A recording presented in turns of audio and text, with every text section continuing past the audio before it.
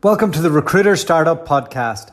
My name's Dulta Doherty, and in this podcast series, I'll be interviewing investors, entrepreneurs, and recruiters who are based all over the world, and we will be discussing how to set up, scale, and operate a world-class recruitment company. Today, I'm speaking to Elizabeth Frankland. Libby, as she likes to be called, is from New Zealand. She's been in the industry since the late 90s and set up her own rec-to-rec business quite some time ago. So she's seen the whole evolution of the UK recruitment market, and we kind of just jumped into her time in the industry. She's a bit more focused on education recruitment, social care recruitment, and she runs her business with her husband, Graham. Really great character, and we kind of talked a lot about her recent foray into using social media a bit more in recruitment and what her own personal brand means to her and how to create that on LinkedIn. And I think it's something that a lot of people struggle with who have just done traditional recruitment for years and years and years. And all of a sudden, we all have to become a publicist. So we jumped into a lot of that type of stuff and just general differences in the different sectors. Like I'm way more focused on IT engineering, pharma, energy. And if I'm honest, we look down our nose a little bit on education and social care as sectors. So we had a good bit of banter on that. And I'm sure I'm completely wrong to be doing that. But she also, in the reverse, brought up some stereotypes of IT recruiters being a bunch of sharks, which, we all know isn't completely true. So really enjoyed having a chat with her and hope you guys enjoyed it as well. It's been a week since I did a podcast, and it's nice to get back to recording today. And if there's any education recruiters or anybody in the social care sector in recruitment, it'd be great to connect you with Libby. All right, take care. I think I've got you. Hi, Elizabeth. How are you? How are you? I'm very good. Do we call you Elizabeth or Libby? Libby will be fine. Most people know me as that. All right. Well, welcome to Recruiter Startup. We are very happy to have you here. Thank you. Awesome to be here. Excited. Now, for everybody who doesn't know who you are, could you give us a brief rundown on what you do and how you got into recruitment? Okay, what do I do? Okay, currently rec-to-rec, mainly in the education space. I fell into recruitment. I think like most people did you? I did, but I tried to get into it after university and I was rejected a few times. I think they thought I was even too much of a loose cannon for recruitment. But I managed to fall into it head first a few years later. And I did it as an expat, kind of like yourself, right? Yeah, it's a funny one, that, isn't it? No, I fell into it because I came to the UK originally as a teacher. I taught in London for a couple of years, and that was interesting. Eye-opening, quite different. What type of school? Was it rough? Lots of them were, some of them weren't, but all the kids were lovely, even the most challenging ones. Yeah, I've seen some things in classrooms that are quite interesting, and utmost respect for teachers dealing with that sort of thing day after day after day. So yes, I kind of fell into it because I decided I perhaps didn't want to deal with that day after day, and went into the office. How did that transition happen from teacher to recruiter? Well, at that point, I worked for a company that was one of the first education recruitment companies in London many years ago, and they did like to have teachers as consultants. Lots of companies are coming back round to that way of thinking now, but there was certainly a period of time 5 or 6 years ago, and before, where as a teacher you couldn't get into recruitment for love nor money. So it's coming full circle. So yeah, I just went into the office and said that I wanted to be a consultant, had an interview. I think, in fact, they told me at the time that they didn't think I was salesy enough, so I had to go back and close them essentially and sell to them, and yeah, got the job, and that's that. 18 years later, still in recruitment. Do you think that's a common misconception, that you have to be salesy to be successful in recruitment? It's the relationship side of sales, I think, Dalta. You can be an out and out salesperson and smash it for sure, but I think to get longevity in recruitment, you need to be a bit more rounded than that. So yeah, I think you do need to be salesy, but in a more relationship, long-term side of things. You know what I mean? Yeah. So look, the word salesy makes me think of that sleazy guy from The Simpsons, who is it Troy McClure, or he's always impersonating somebody he's not. Yeah, and being himself. And I feel like I can hear that off recruiters who are doing that, but the ones who are generally, like what they're doing, are process driven and are commercially minded. So they're thinking, okay, if I do this, it's going to lead to this, and that'll lead to that, and everything I do creates another action that leads to something else. And if they're doing that, joining the dots, I find that they're much more successful than somebody who's just talking at you. Yeah, I had a really interesting conversation yesterday with a client about exactly that. And yeah, I think you're right. The people who have a long-term career in recruitment are exactly that. Yes, they want to win, in the short term, if at all possible, but in every conversation, they are focused on actually listening to the client and figuring out how they're going to work with that person in 6 months, 12 months.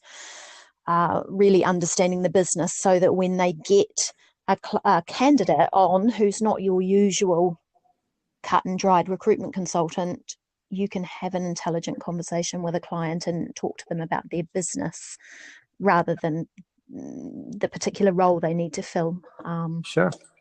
So talk to me, you got into recruitment in 1998, was it? No, I came over and taught for a couple of years, and 1 year actually. Started at the end of, or the middle of 1999. Gosh, that's a long time ago, isn't it? Before the millennium. So yes. Yeah, I was in high school. Don't say that. So with that in mind, like what was recruitment like then compared to what you see it is now? So like when you think of that young expat that came in and had a couple of years teaching experience and went into a room where social media didn't exist, and maybe the internet was used differently, and like how was that different to if Libby had been entering recruitment now from New Zealand after teaching for 2 years? Yeah, that's a good question. Certainly. Well, LinkedIn didn't exist at all. We didn't have Twitter, nothing like that. We had to pick the phone up. And I'll repeat a cliche. Yeah, we had to fax CVs to schools and stand by the fax on a Friday or a Thursday when the timesheets were coming in from the teachers. So there were no apps or anything like that in the dark ages. And so would recruitment have been maybe a bit more fun then? Like, because everybody's in the same kind of activity levels, there's more noise in the room. Like, was it maybe a more exciting time to be a recruiter? Yeah, it's certainly a real buzz in the office.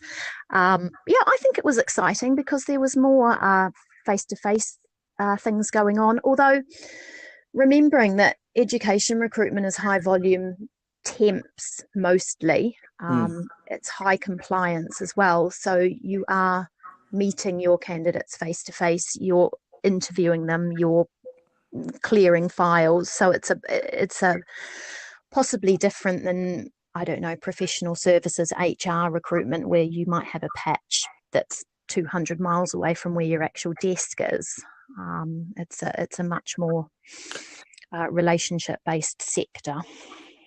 Yeah, yeah. My mom's coming back into work now, and she's a qualified teacher, Mm, and she's going through this with a couple of the agencies at the mm, moment.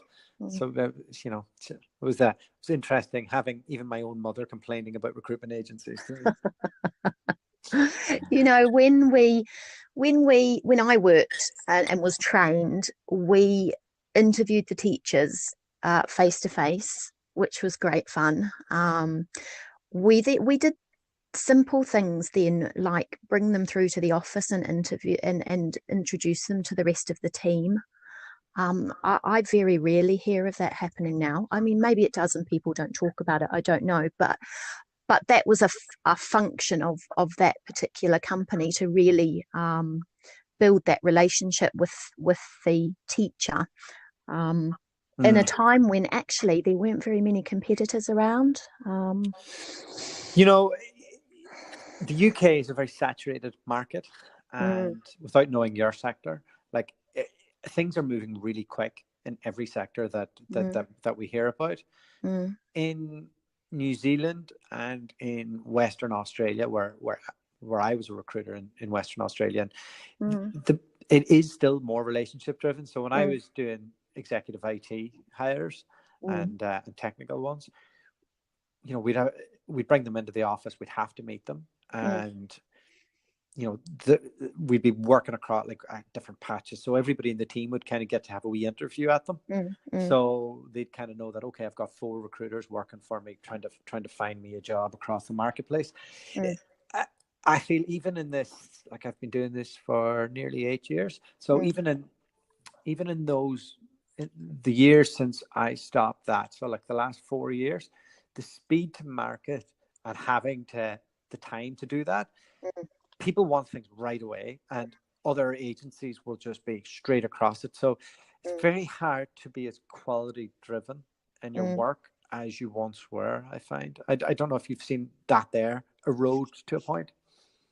I would agree with you in a sector like Rec to Rec and perhaps other permanent sectors, definitely.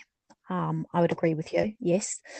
Um, and maybe we'll come back to this later, but and I think I posted on LinkedIn about this as well, I would um, be encouraging candidates to not spread themselves too thinly, to work with one or two at the max, really, recruiters in their job search. So that type of thing does not happen. Um, I usually only work with recruiters exclusively. mm, Um, yeah, it's really but important.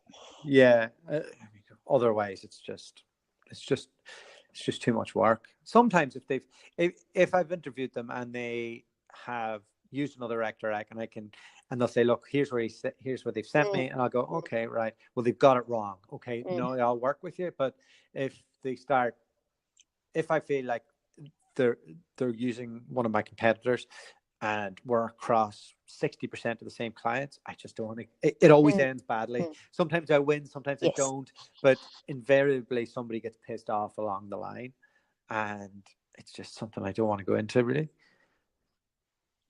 Well, yeah, I mean, most people am I speaking for everyone else? I don't know.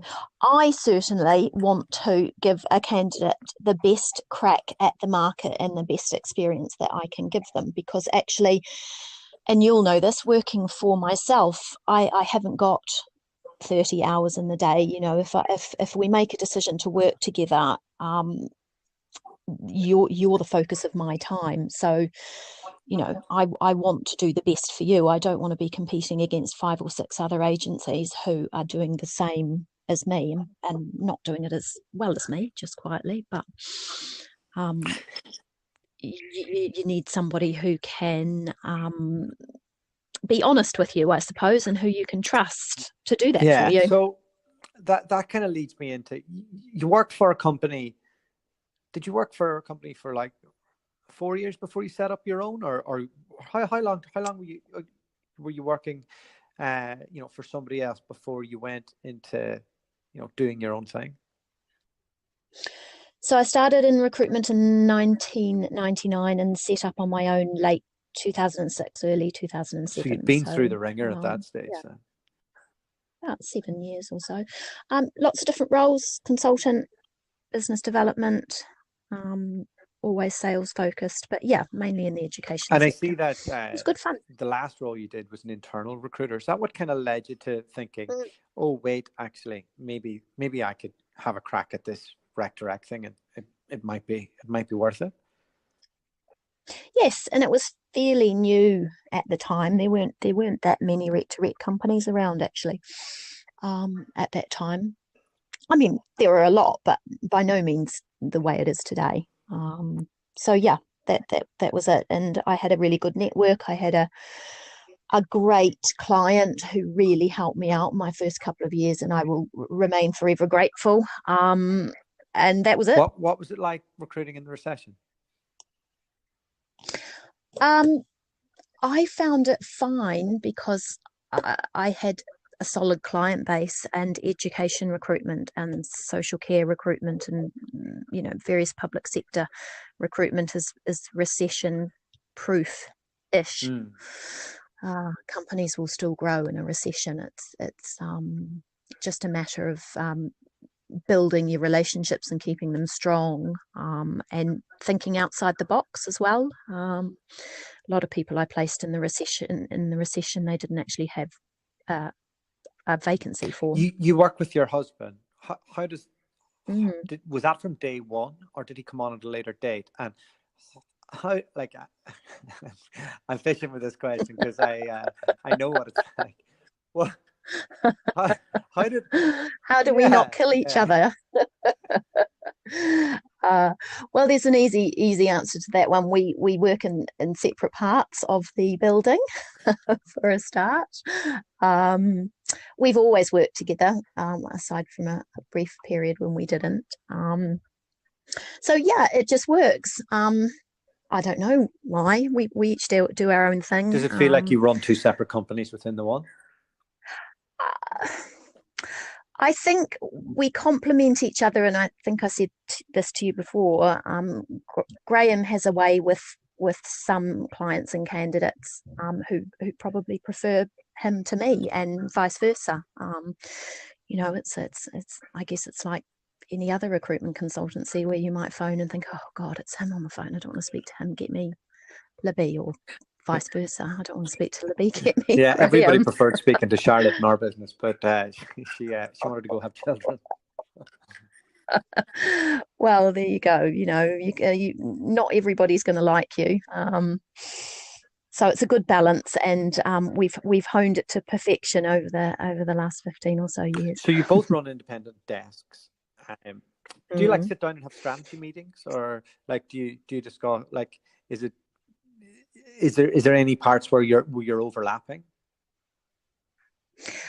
Yes, we have traditional, these are the people who've registered this week type meetings. Where do you think we could put them? Because actually Graham's a maths teacher by trade, incidentally, so he's quite analytical, far more than me. So he'll remember things and suggest things that I've forgotten, and likewise I will do the same to him if he's forgotten something obvious that where we can put somebody. But yes, we do have things like that. And so we probably need a bit more time to do it, to be fair. Yeah, well, where's all your time going, would you say? Candidate generation, without a doubt. So what does that mean?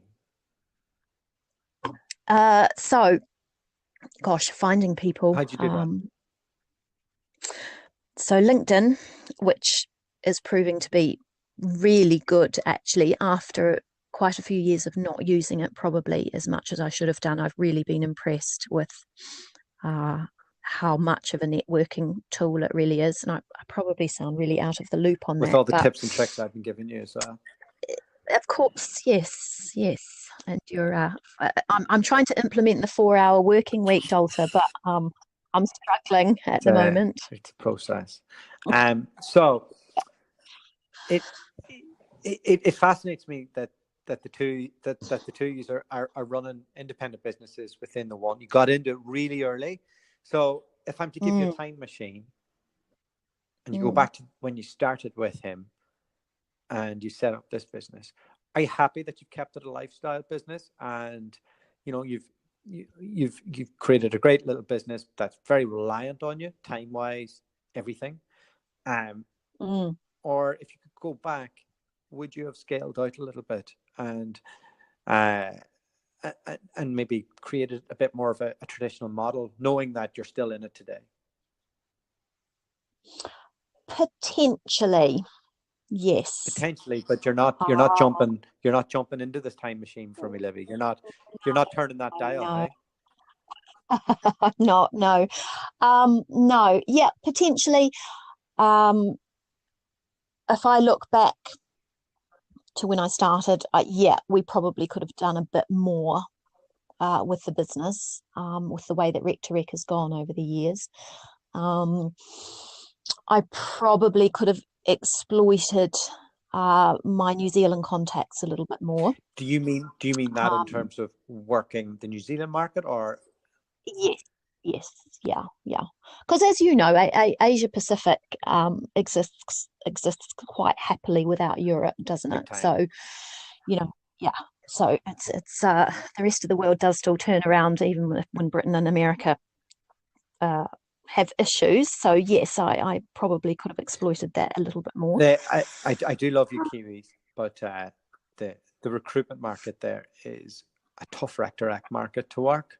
Um, it's very relationship driven. It's very old school in terms that, like, they prefer to deal with locals, and the fees are lower. And yeah, You need to meet it's people.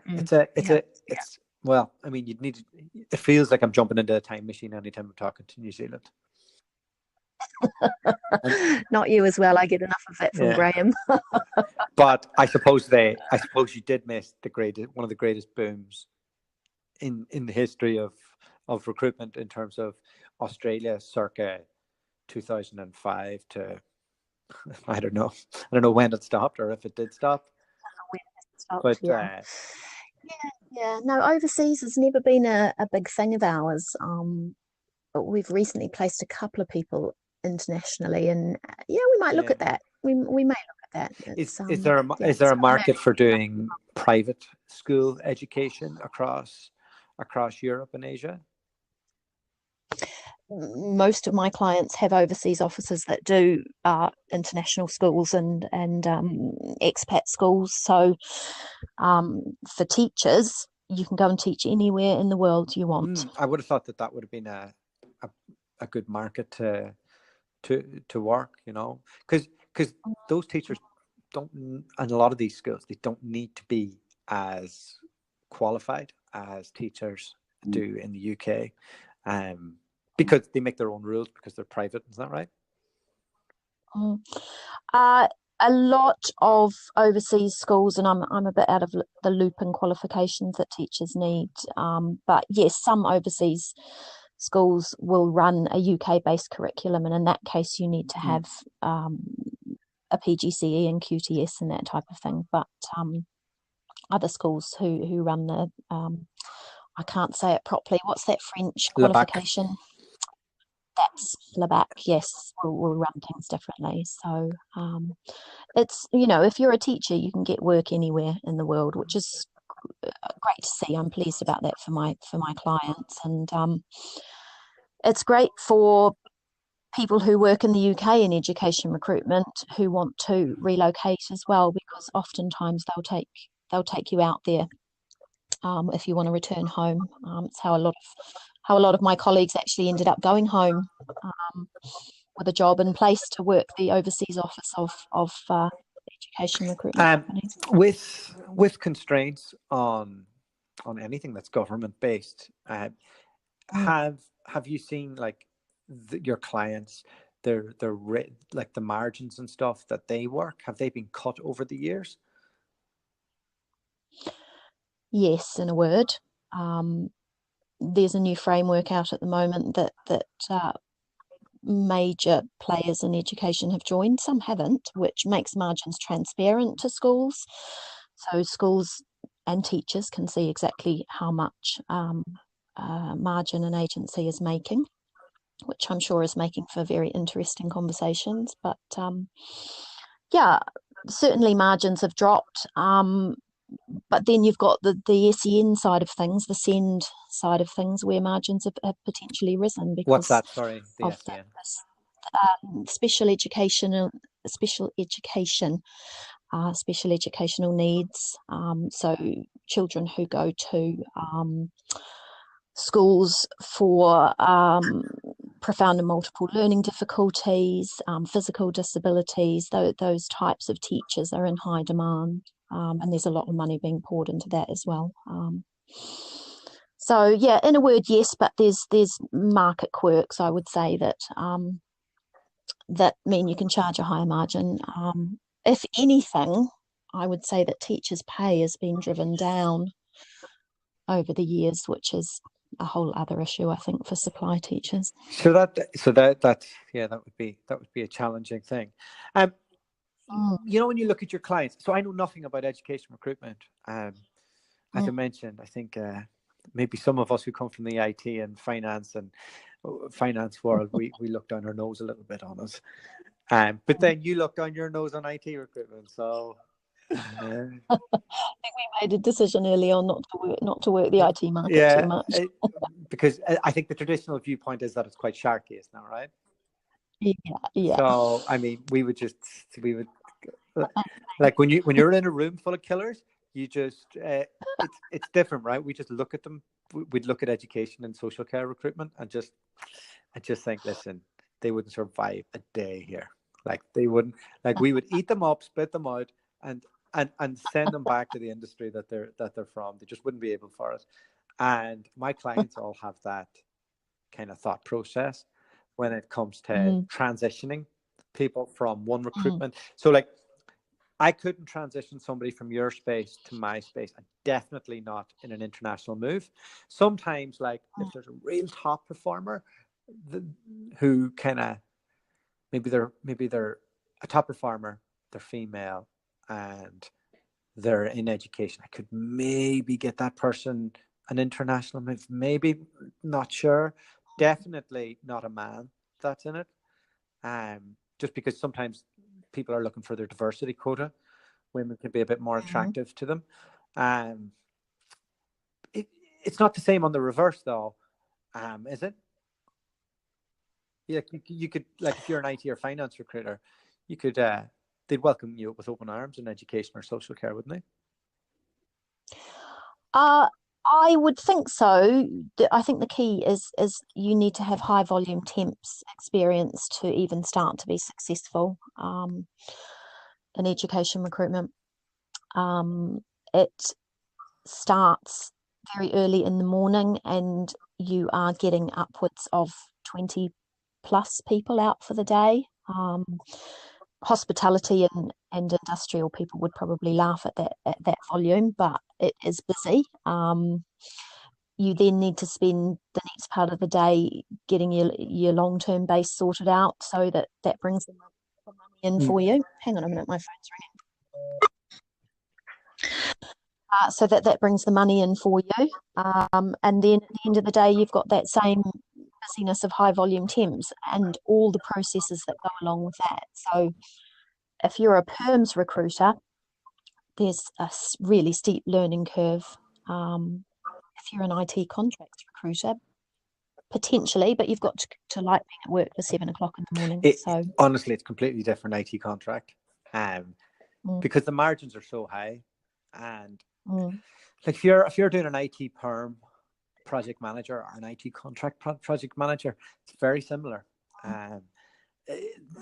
There's not really much of a difference. Like, we used to try and sell them each job, definitely the permies would sell contracts to, and you have to really interview them the same way. Like it's not smash bang wallop. Maybe lower level finances, they can do that. But I suppose the actual work that's involved, that the amount of administration is not comparable. I've heard that a large part of high volume based recruitment is getting replaced by automation. So a lot of these agencies are shrinking in terms of their overall headcount. And is that something that you're seeing? I think a lot of people are trying that in education recruitment, but I'm very old school, excuse the pun, when it comes to that sort of thing, because ultimately it matters to a school who they have in front of their children. It's skill based in that you need to have the qualifications to be a teacher, but a school will often ring up and say, please don't send that teacher back. They don't fit with our ethos or what have you. So I can't see automation taking off in education recruitment because it's so personal. It's not just a question of I need a year six teacher, click a button on an app, and a year six teacher will turn Let's up. jump into that, because I could see it doing that, but and here's how I would see it. If you compartmentalize everything that education recruitment teacher does on a daily basis, there's a tremendous amount of administration that they do in terms of their compliance and all of that. That all could be taken away from them. Yes, that is to some extent. It is, because obviously you're cleared to start work, and every time you get sent out to a school, they automatically receive all the documents and stuff that they need to see that you go into the school. So that's fine and dealt with. It's more about the fact that I interviewed 2 really good year 6 teachers today, and I know straight away from where they've worked before and the type of teacher they are that they're going to suit a particular school.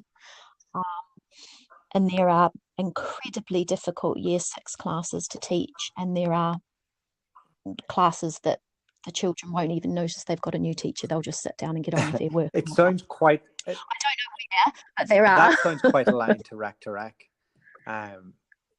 In that, some recruiter will be suited to a high volume based recruitment job. Some will be suited to like a searchy type business or a relationship type environment or a boutique, or and matching those together and guiding somebody seems to be key. Yeah. Well, look, if you have a school that needs very strong teachers, the worst thing in the world to do is to send in a teacher who is not going to be able to cope with that class, because it disrupts the children. So you've got 30 children. It disrupts the teacher next door who possibly might have to come in. It disrupts the senior management team for that day because they have to be moved away from what they're doing to keep an eye on the class. It ripples through the whole school. So in terms of being a good education recruitment consultant, you really, really have to understand your clients and your teachers and where each person fits, because it's not just a bum on a seat in education recruitment. Okay, so it's day one. Somebody's giving you £500,000 and your mandate is to set up the ideal education recruitment company. What do you do? How do you go about it? What does that look like? Take the money and go and live on the beach for a while. That would be my preference. Gosh, how do you go about that? Right. The focus, I think, in the short term has always got to be on, well, it's recruitment, isn't it? You've got to secure the money that's coming in to start with. So you get some people on board who can go out and get a load of long-term vacancies in, someone who can go out and get a load of teachers and fill them. So do you split it up into a 180 model from straight on? It's a really hard question to answer. It's your money, Libby. It's your money. Come on there. Yeah, it's that candidate or client. I don't know. What do you do? Do you go out to every school who are screaming for teachers anyway and say, hey, here I am. I've got no teachers at the moment, but please give us your bookings? Or do you go and recruit a load of teachers and then start developing the client base off that, knowing all the time that because schools are screaming out for teachers, they're working for your competitors whilst you're getting the business up and running. So yeah, I would probably go candidate first. Maybe I'd pick one client, but remember, you know this market already, so you're probably able to identify what you have, who you'd need. So I suppose you'd probably have to do a bit of dummy recruitment to get the candidates, and then go to the market if it's that candidate driven, and then make it more relationship and specialized as you go along. But I don't know. It's not my plan. This is your plan. Well, once you've got the long-term vacancies in place, you can start building day-to-day supply off that. If you're in a secondary school, primary schools aren't that busy for day-to-day at the moment, but the long-term base is what you want. So yes, let's crack at the long terms first. Can you go and find me some consultants, please? Hello? I think I lost you there, Sorry Dalta. there. Yeah, continue on. So yes, long story short, long-term base built up quickly, please, with some good consultants who are relationship driven. Build the day-to-day. Concentrate on probably not London. Well, I last worked a London market a long time ago, so it's as saturated as the rest of the country, I suppose. But go and have a look at the DFES and find out the local authorities that spend the most on supply and start there. And would you be interviewing face to face today, or would you do it all through Skype for speed of action? Face to face. I don't know any education recruitment agencies that would do Skype only.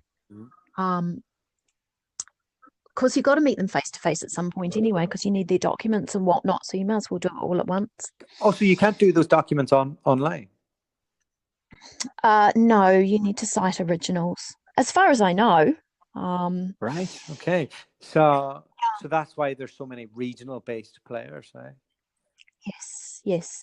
You need to go in with hard copies, and you need I was going to say CRB, but that's from about 100 years ago. You need a DBS check as well before you can work in a school. So that's going to take a long time. You're not going to interview a teacher today and get them out working tomorrow. Let's talk about personal branding. What does that mean to you?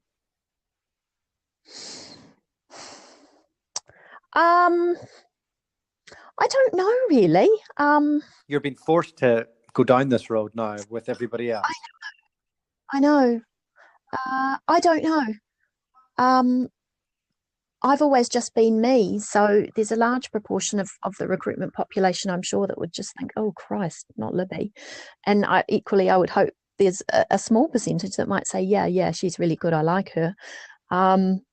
So I don't know about personal branding. I don't even know where to start. Well, I think if you have started in the last month or two being a bit more active on LinkedIn and putting some statements together and trying to engage your audience. How have you found that experience? That has been interesting. And I think I've said this to you before. I have found it quite hard to write posts on LinkedIn, and you've always said to me, document, haven't you? Document, don't create. So that's been interesting because I think unless you've got a really good style of writing, you can come across as quite preachy. Is that the right word? Do you know what I mean? Yeah, and I definitely do come across as preachy sometimes. But I feel like you have to just let that go. Like, you're going to come across how you come across, and I think you probably develop it a little bit more over time. It's a tough one to get right. I mean, I when I started doing this a couple of years ago, I would say things, and some of them would get out of control, and I get all these comments back, and I go, oh no, I'm never gonna get any work again. This is terrible.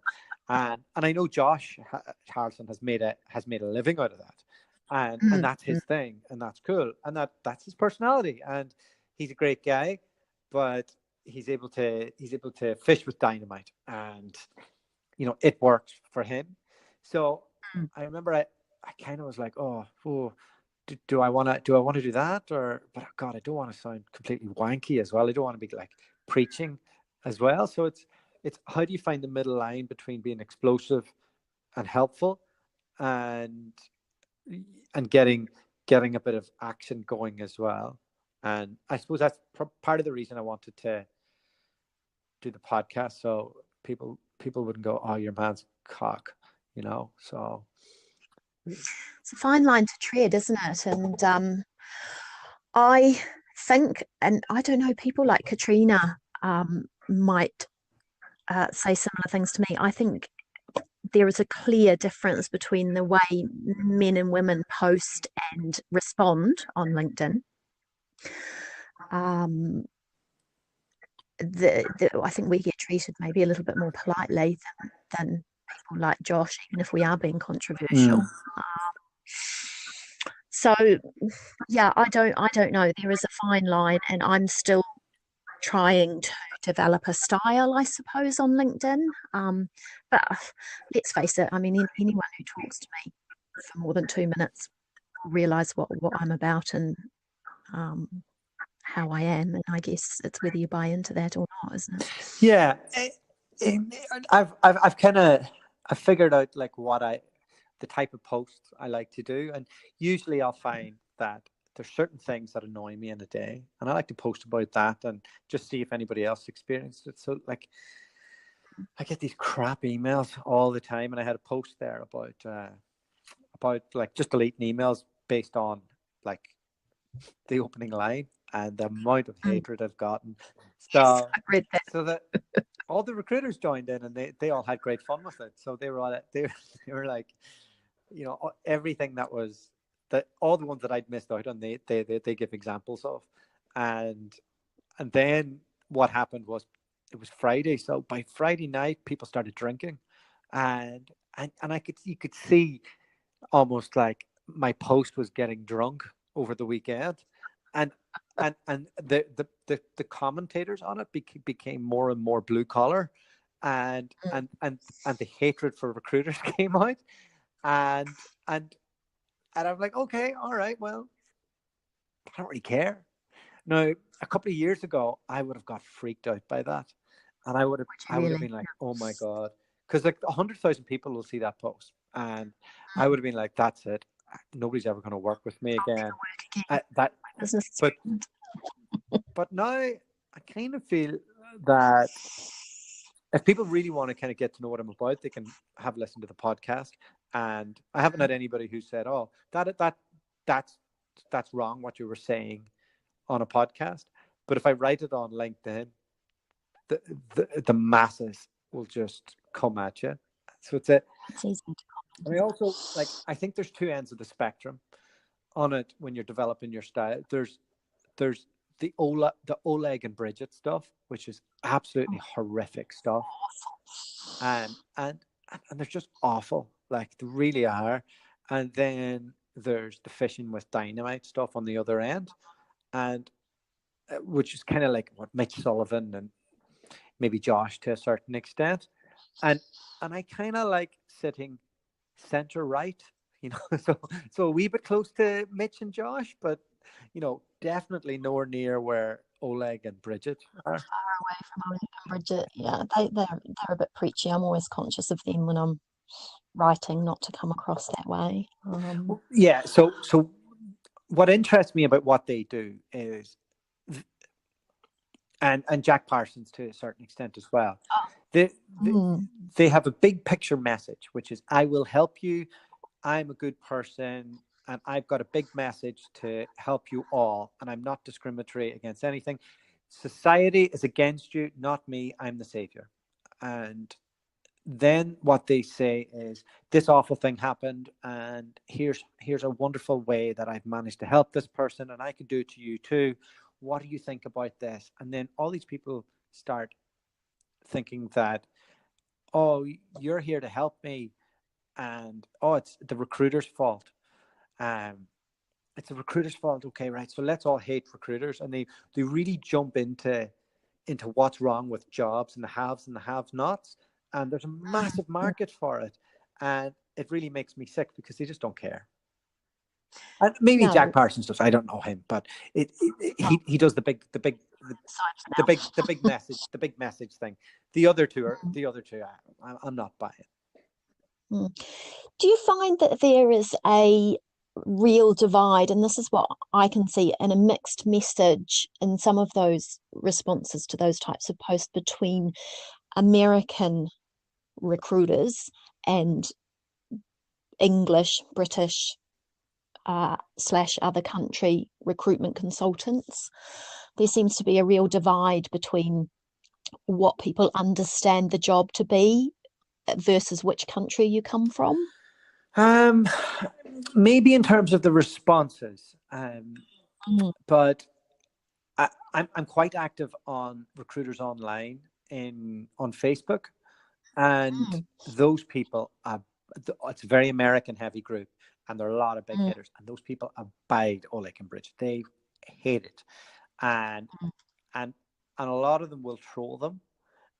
So if anything, they're even a bit more against it.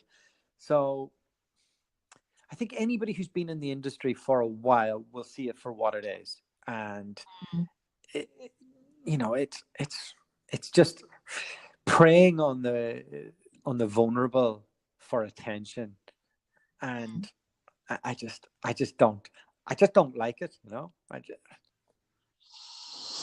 It's a funny one, isn't it? Because I do see lots of comments on LinkedIn slating recruiters and rec to rec particularly. And if you go back through my history, you'll see where I've commented quite vehemently to some people that's sticking up for our sector, and actually I always will, simply because a very good rec to rec can do wonders for you and for your career. And I've placed and replaced people over the years I've been in business as they've gone through their career progression. And lots of people will only use me, but I do get frustrated by silly comments on LinkedIn about people not ringing me back quick enough, or I've spoken to 7 rec to recs and no one's rung me back. Yeah. And admitting the fact that I've actually had 18 jobs in 18 months. So it's like, come on, mate. Let's jump into that, because so part of the problem there is that the barriers to entry to set up a rec business are tiny. There's none. Okay, so there's people who are in their mum's bedroom who are calling themselves a rec to rec, and they're just trying to have a go at it. So that means that there's going to be lots of people who are entering the industry that aren't qualified to be in it. So even more so than any other industry. So that, especially in the UK. So that's one thing. So they are right. There are lots of crap out there, but it's your own fault for engaging that person who's only been doing it for 5 minutes, that doesn't have a professional background beforehand. So quite. So that's one thing. And but see, I think I worry, and I quite often will type out a response on LinkedIn and delete it, because I think, do you know what, actually just step away, because that's not going to do, going back to your personal brand, that's not going to do your personal brand any favors. See, that's where you're wrong. That's where you're wrong, because your personal brand should be your real you, and you need to let that go. I think I'd spend all day on LinkedIn arguing if that's the case. So you don't argue. Like, make a statement, let them argue it out, move on, and because like who you are is who you are, and the more real you are to that, the more successful you'll be at doing this, because like it's worked so far, so why not put it on paper? Well, but the other thing I was going to lead into there was not everybody should use a recruiter, never mind a rec to rec. If you can't get a job directly, you shouldn't be using a recruiter. Like a recruiter gets a fee on a person. So you should only use a recruiter if you're good at what you do, because it'll reduce your chances. We don't have a magical job here that somebody's going to just hire you. That stuff blows my mind. Like, our job is to get the best people better jobs, and that's what we get our fees for. Do you agree? It's a really interesting take on it. I won't tell you how many open vacancies I have at the moment. Equally, I have candidates who won't fit in any of those vacancies, but I know I'll get them a job. So yes, partly I agree with you, but I think everybody should use a rec to rec, for the simple reason that if you're in recruitment, I've got a very strong belief that you support the recruitment industry as a whole. And I'll caveat that by saying, don't use any old rec to rec. Use Libby. Do your research. Yeah, don't use Dilger, because he only wants to work with the best. Use Libby. Use Libby. She'll place you. No, I'll caveat that by saying, as you said, we can't perform miracles. So if you've had 4 jobs in 4 years and it's been everybody else's fault why you've left, I'll happily have a conversation with you, but I don't think I can magic you a new job where that's not going to happen again. I think you need some personal responsibility in your career path as well. A rec to rec can't erase bad decisions that you've made, and that might sound really harsh, but in reality, it is what it is. But outside of our sector, so a lot of the hatred for the sector comes from unqualified people applying for jobs that recruiters have, thinking that it's the end user, and then hating the recruiter for not coming back to them on it, even though they're not qualified and they shouldn't be going for it. So, or being honest about what they can do to help. For example, people from outside of education will often apply to me and say, I have worked for X for so many years, I've recruited all their staff, therefore I can go into a sales recruitment environment. And I will oftentimes come back to them and say, look, totally understand where you're coming from, but actually I've known my clients for 12 years. I know exactly who and who they won't look at through me, and unfortunately I can't help you. And they'll come back to me and say, yes, but I've done X, Y, and Z. Yeah, I totally get that. And I've also asked my clients about people like you previously several times. Every time I talk to them, I requalify the vacancy. So I can't help you. Yeah, I think I'm maybe it's the IT recruiter in me. Yeah. I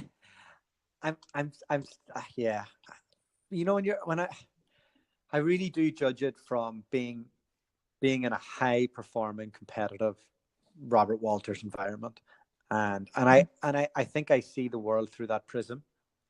And I know my director said to me whenever I was going to set up this, he said, "Oh, I don't know how you're going to go. You're going to think they're all shit." And it's certainly not that case. But I do try, and I suppose that it's probably why I've leaned towards doing IT, finance, pharma, engineering, 1 to 5 years experience, no more than 2 jobs. Or like that's kind of been burnt within my thing. But what I suppose how we came across each other is I set up a WhatsApp group for some rec directs who own independent businesses in the UK. We've got about 15 members in our group, and we help each other and share some information. And for me, it's been really interesting, like for that cocky person that I am, looking down my nose on different industries, that there's some brilliant businesses that do education recruitment and do industrial recruitment, do high street recruitment, and I'm not across any of that. So it's been really how we view things isn't necessarily how it is. It's just how the environment that we've come from. Yeah, exactly right. And I won't tell you that education recruiters are fabulous and highly skilled, because I don't want you coming and taking them all away for your IT and finance jobs. They But they wouldn't have are. them anyway. They're fabulous. They wouldn't have them. They see the world the same way I do. That's the problem. But okay, so hopefully every education recruiter I have in my network, and I suppose industrial, you guys do as well. Is that right? Manufacturing, industrial, and social care. You do that as well, right? Yeah, social care. We do. Yeah, we do everything apart from IT, really. But yes, with my focus is particularly education and social care. Excellent. Graham handles the HR and white collar construction and engineering type things. Although, yeah, we do a little bit of both each. Okay, very good.